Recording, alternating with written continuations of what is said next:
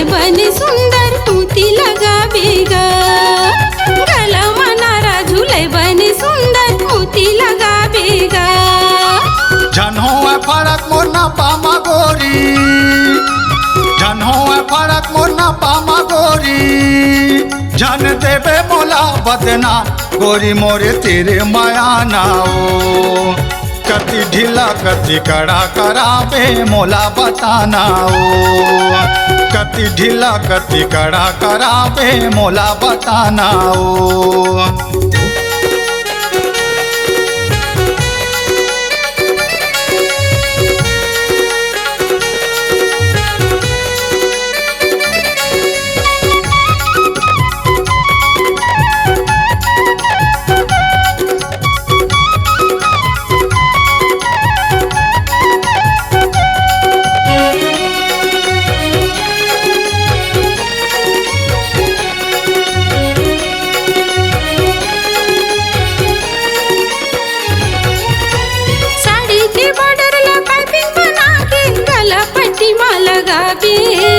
देखैया मन के मन ललचा जाए ऐसन चोली बनावे।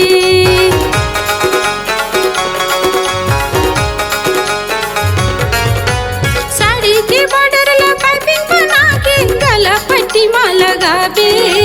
देखैया मन के मन ललचा जाए ऐसन चोली बनावे।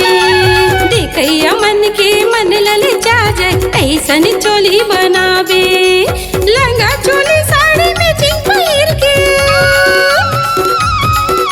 लहंगा चोली साड़ी में चिंग पहिर के लेहर टेलर तोरे नाम बटन झक झका लगावेगा।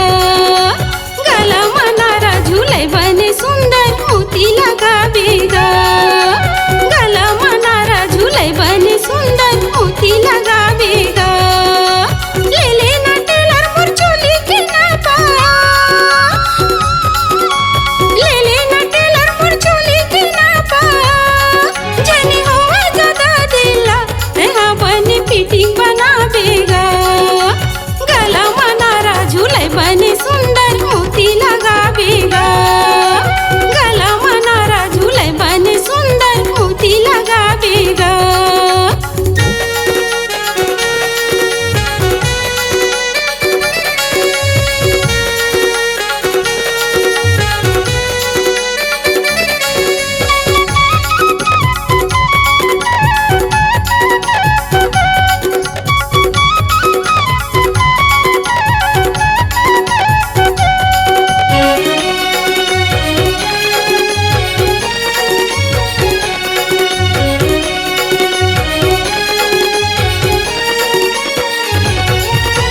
गोरी बदन माँ गजब सुहाही गाँव में जलवा देखावे। बने जमा के औना पाले वंदे आगू कति मोरे आवे।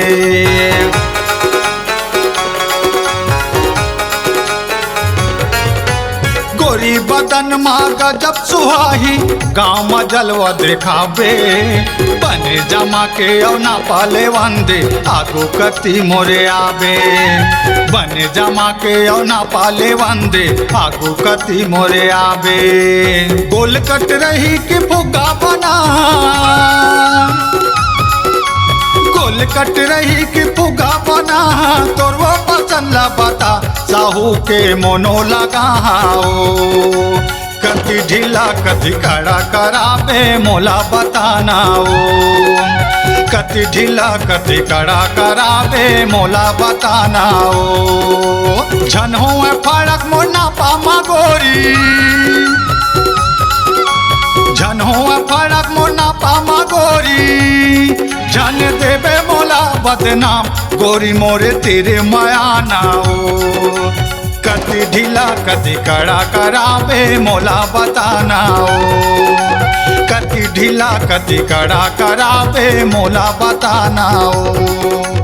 गला मनारा झूले बने सुंदर मोती लगावेगा।